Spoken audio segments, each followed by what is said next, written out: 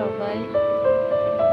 আজ একটা গুরুত্বপূর্ণ ভিডিও করতে চলে এলাম, যেটা হচ্ছে আজ ফলহারিণী অমাবস্যা, ফলহারিণী কালী পুজো। তোমরা সবাই জানো নিশ্চয়ই কম বেশি, আজকের দিনে ফলের আহুতি দিলে নিজের মনস্কামনা পূর্ণ হয়। ফলহারিণীতে ফল দান করলে ফল লাভ হয়।